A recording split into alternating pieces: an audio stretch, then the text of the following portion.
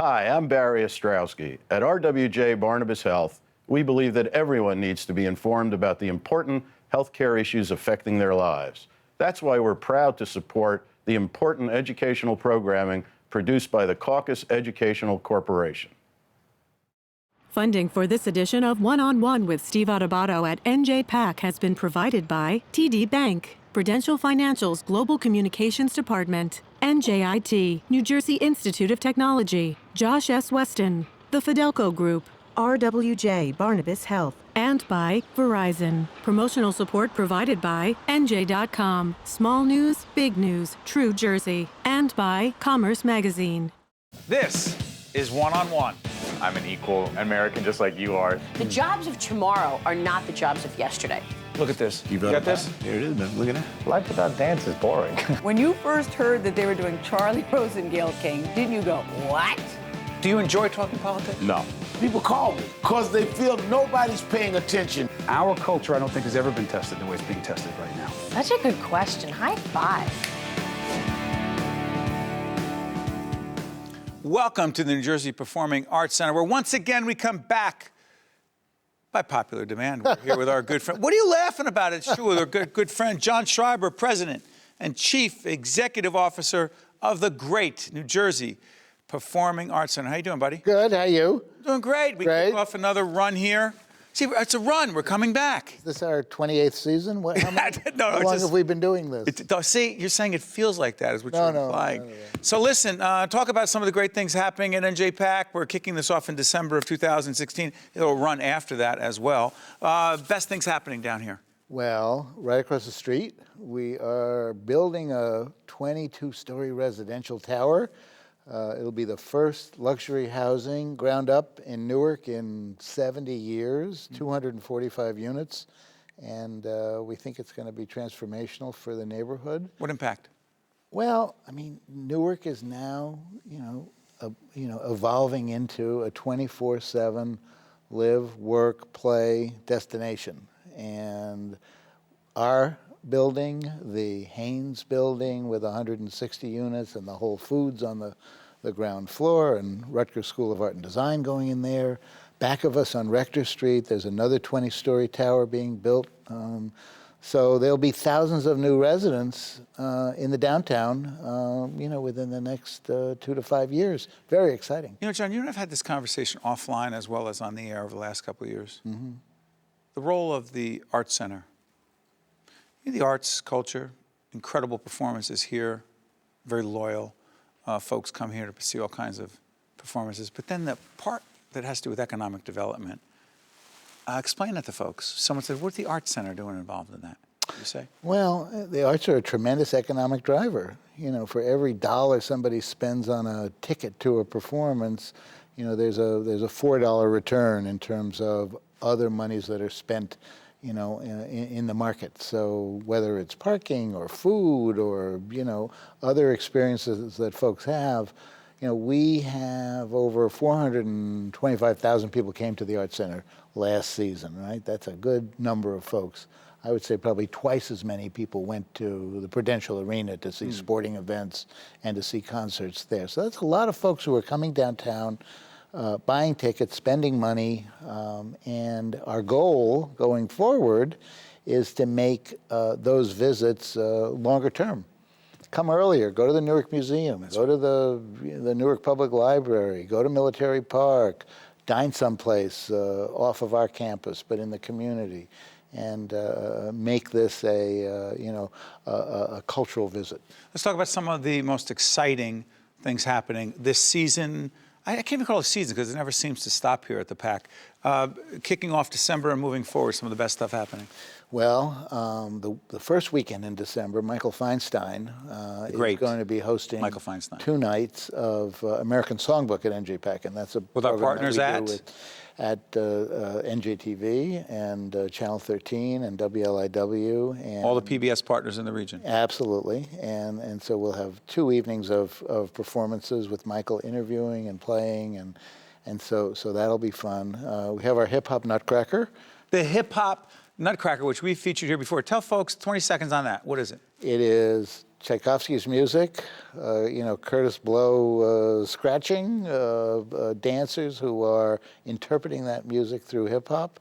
And it's an extraordinary kind of mixture of all different art forms together in one, multi-generational in terms of its appeal, old folks, kids, and just a really fresh take on a classic. And we're going to be touring that in 26 cities around the country. Wow, yeah. all around. So Can we do jazz for a second? You're an aficionado, you love it, but you're not the only one. Yeah. TD, James Moody? TD, James Moody Jazz Festival, named after the guy who lived here, brilliant jazz saxophonist, loved this city.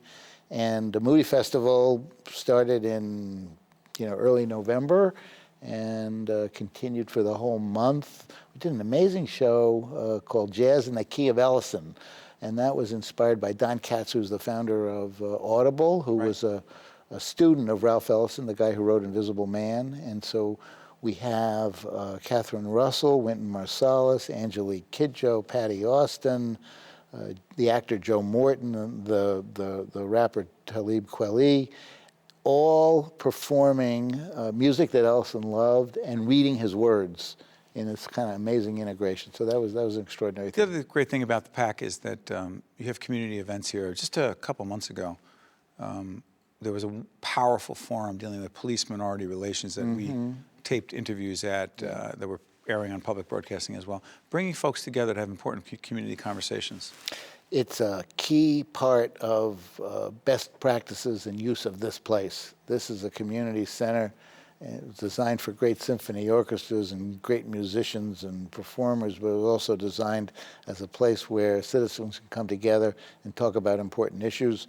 And you're right, we had the mayor, we had the police director, we had the U.S. attorney, we had somebody from Black Lives Matter. We had 8 different panelists. It was incredible. Talking about the relationship between the community and the police. What's a more important topic these days than that? Last topic I want to touch on. Yep. 30 seconds or so, arts education here at NJPAC.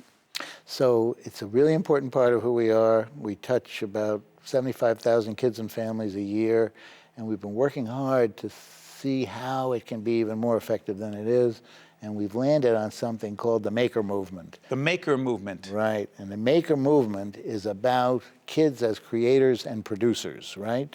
So we bring a kid to a performance, we train a kid on an instrument or as an actor or as a dancer, and then we say to that kid, now it's up to you. You become the writer, you become the choreographer, you become the improvising jazz musician, you become the filmmaker, and tell us who you are by virtue of the arts. It's a great continuum. How great is that? It's wonderful. By the way, real quick, most exciting interview series other than the American Songbook that you have that comes to NJPAC is? The New Jersey Speaker Series. Other than that? One-on-one with Steve Adubato at NJPAC. I mean, how much more of a setup do you need, Schreiber? He's supposed to be my friend. I'm trying to sell tickets, man. Okay, you're good at that. This is John great. Schreiber, who didn't pick up on that cue very quickly, but he did move product. I got there. President and CEO of the New Jersey Performing Arts Center. We're honored and proud to be back here for our 28th year. No, it's not. It's only a few years. It's just, I hope you're here for that long. NJPAC, come here. Great stuff going on. And we are going to be here for the next couple weeks. Check out our programming every night here from the PAC. Thank you, partner. Thank you for being our pal. Thanks for kicking things off. We'll be right back right after this. To watch more one-on-one with Steve Adubato, find us online and follow us on social media. Honored to be joined by Judy Kaye, 2-time Tony Award-winning actress. It is great to have you with us. Again, you were with us last time. Right. You only had one at the time. Yeah, I think you're right. And the second one is for? Nice work if you can get it, and you can get it if you try. Let me ask you something. I remember interviewing the first time, and I had a great time talking to you because you're fascinating, you're talented, Really? you're interesting. You've been doing this a few years. Yes, I have. How many? Next June, I will be a proud member of Actors Equity for 50 years. No way. Yes, way. So the first big break, I hate that, but it's 1978. Yeah, okay. You're working with Kevin Kline. Yeah. You and I were just talking about this before we got in the air. Madeline Kahn, part of it? Yes. She's there. Madeline, I was understudying Madeline. Something happens. She's not feeling great. You step in. Right. You kick butt. In my dreams, yeah. What was the The show? Yeah. On the 20th Century. On the 20th Century. Right, which was recently revived by The Roundabout. Yeah. We're not talking about that right now. Okay. So we're talking about you. So you step in. Madame Clown's not feeling well. New York Times says, what about you?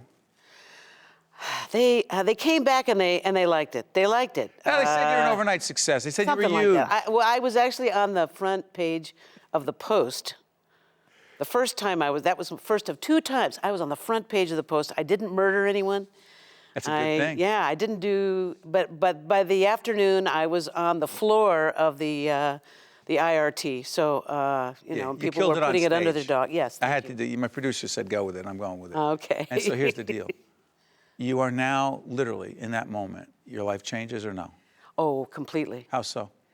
Well, from a professional point of view, I mean, I had been in the trenches for a long time. You know, I got my equity card in 1967. So that means. But you're still, hold on, but you're still really young. I'm young. Yeah, I was. Yeah. In your mid-20s, put it that way. Yeah, something like that. Something like that. And you're still, but you hit it big. I did, in a Broadway sense, which is, in my world, the most important thing, because that's where I live, you know, on a stage in front of people. And they know you've got something. And so here's my question. Trust me, there's a method to this. You continue to work in all kinds of terrific productions. People see something in you. You have this incredible range to do all kinds of things. What has kept you engaged, working, and passionate after these, how many years again did you say? 50, which I don't believe. Yeah, it's true. Explain it. Because there's always something new, you know. There's always another story to tell. And that's what we do. We're storytellers. And there are new directors and new actors to work with, and new stages to fill, and new audiences that you're going to face. And the audience is another character in the piece. It's like, you know, it's always new. Every day, even if it's a long run and you've been doing it for 2 years, No. to me, not every actor feels this way, but the way I feel is it's new. So in Toronto, something new. Yeah. Big smile on your face. Yeah. What's it called? It's called Suzatska. I wanted you to say it because I don't want to say it wrong. Suzatska. Suzatska. Based on Italian.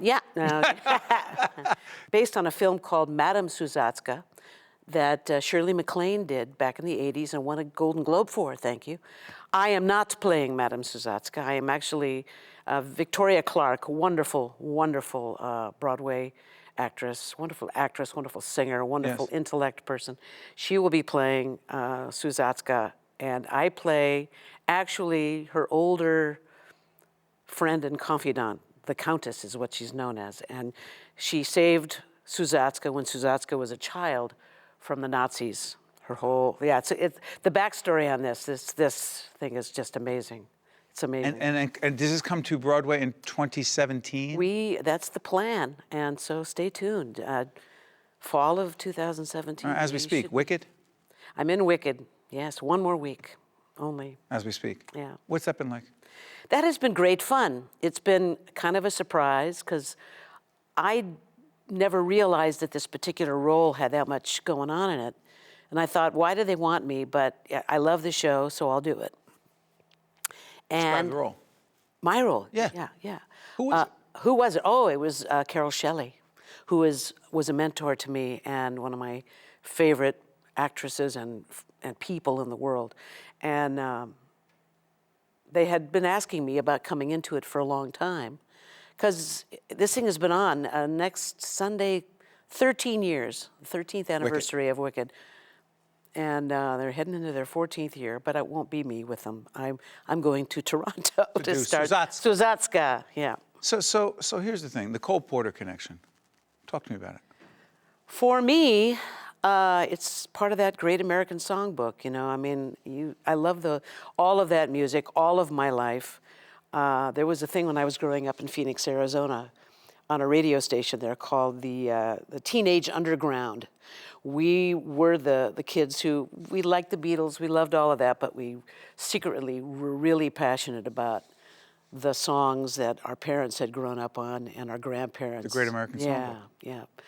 And Cole Porter, my husband said a funny thing. He says the hallmark for him of Cole Porter is that he was one of the very few popular songwriters of that day who wasn't Jewish.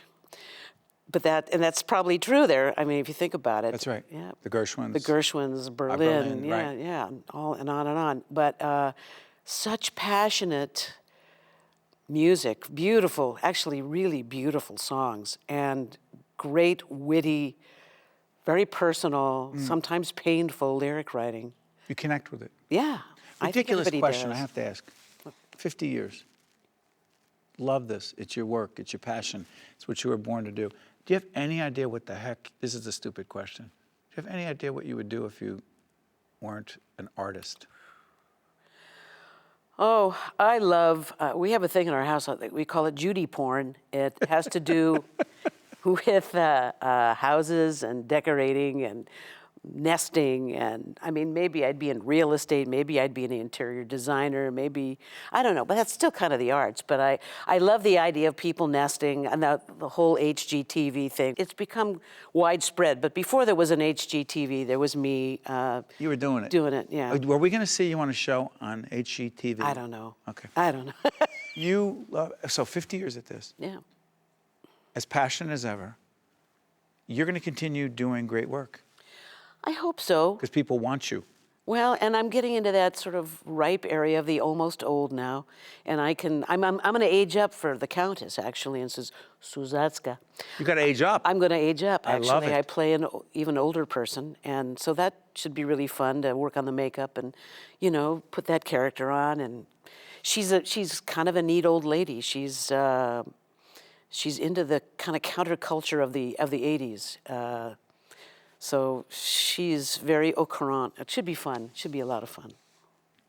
Judy Kaye, two-time Tony Award-winning actress. You honor us by being with us. Last time you were with us at Lincoln Center? Yes. And now you're with us at NJPAC. That's right. The two great places in the metropolitan region to have one-on-one interviews. Thank you so much. Thank you. Wish you all the best, particularly up in Toronto. Thank you. All the best. Stay with us. We'll be right back right after this. To see more one-on-one with Steve Adubato programs, visit us online at steveadubato.org. If you would like to express an opinion, email us at info@caucusnj.org. Find us on Facebook at facebook.com/Steve Adubato PhD and follow us on Twitter at Steve Adubato. A fascinating guest here at NJPAC is Whitney Strub, Program Director, Women's and Gender Studies, Rutgers University in Newark. Good to see you, Whitney. Oh, thanks for having me, Steve. You're involved in a fascinating project, co-director of the Queer Newark Oral History Project, which is? The Queer Newark Oral History Project is an effort to document and record and archive Newark's LGBT history, which really hadn't been documented very well up until the fairly recent past. Why is that important? Well, I think it's important for a lot of reasons. I think it's important partly because Newark's history itself is so important and gets so overlooked in the national narrative, as you well know. Well, in New York across the river, absolutely. A lot of people think of Newark as being in the shadow of New York, but in reality, it's got its own really vibrant, robust history, and its LGBT history has also really been forgotten. But it's a really distinct history in a lot of ways. For example? For example, for the last 50 years, Newark has been a working class, black majority city. And so its LGBT history differs from Chicago, New York, LA, cities where middle-class white activist organizations really dominated LGBT politics. Here in Newark, people of color are at the center of our local history and also our queer history. Okay, but you know what's so interesting about that is that being someone who was born and raised in this city, understanding a little bit about, let's say, racial politics in this city, someone might argue that the African-American community, particularly dominated by the church, right? Baptist Church, AME, right? Church, not as supportive as some might think of the community you're talking about. Am I getting that wrong? There's a national narrative of black homophobia that's, I think, really oversimplified.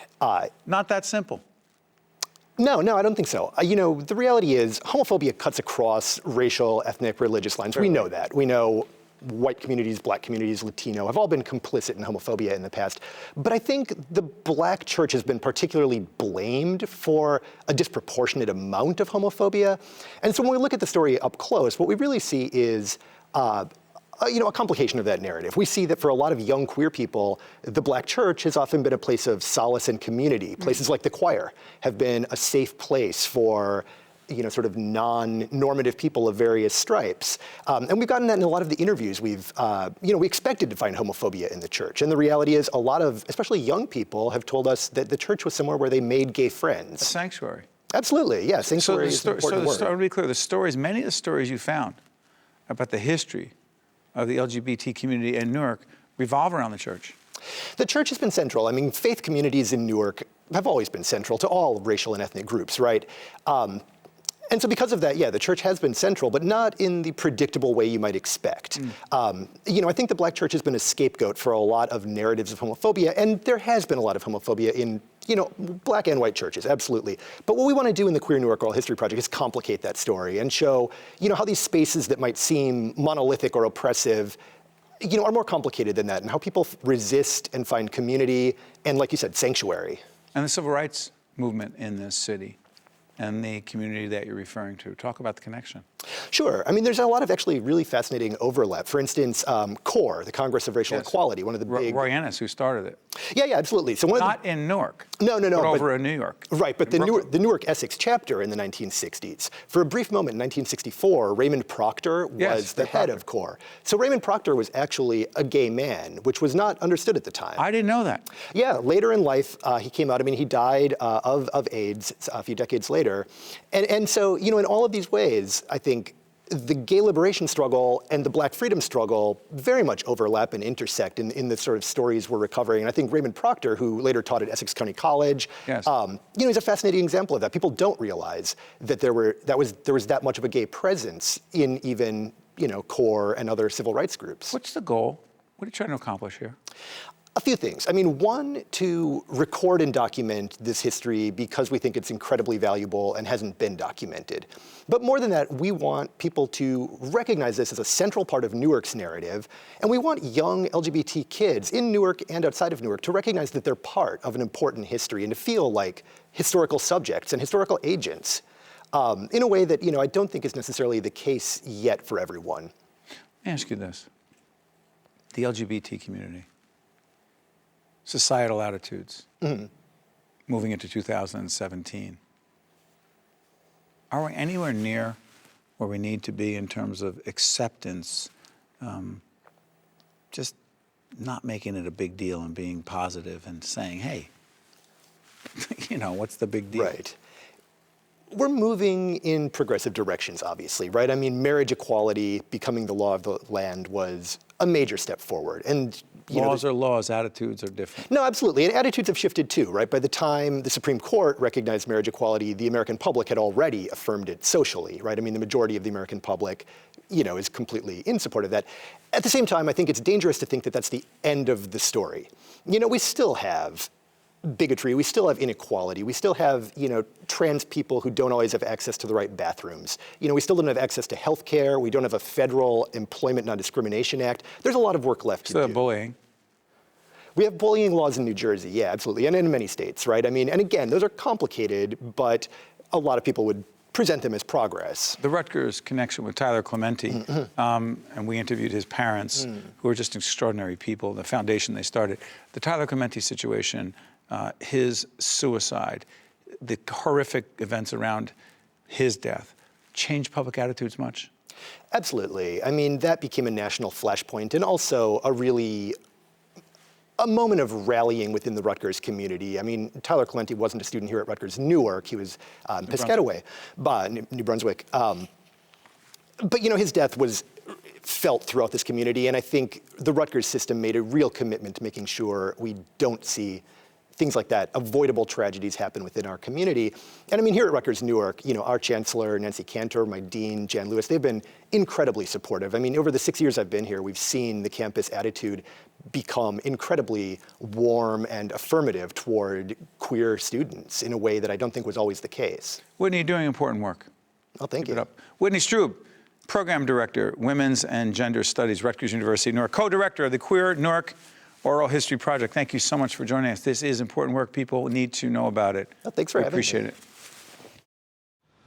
The preceding program has been a production of the Caucus Educational Corporation and the New Jersey Performing Arts Center in association with NJTV and WNET. Funding for this edition of One-on-One with Steve Adubato at NJPAC has been provided by TD Bank, Prudential Financial's Global Communications Department, NJIT, Josh S. Weston, the Fidelco Group, RWJ Barnabas Health, and by Verizon. Transportation provided by Airbrook Limousine, serving the metropolitan New York, New Jersey area. Hi, I'm Eric. You might see me as an ordinary person, but I've been living with a brain injury for nearly 2 years. One of my struggles is short-term memory loss. At Opportunity Project, I'm given hope and support, and I've gained my confidence back through the job placement program. Despite my challenges, I have a reason to keep improving. Today, even though life has changed me, I believe that anything is possible. If you have a brain injury, you don't have to face your road to recovery alone.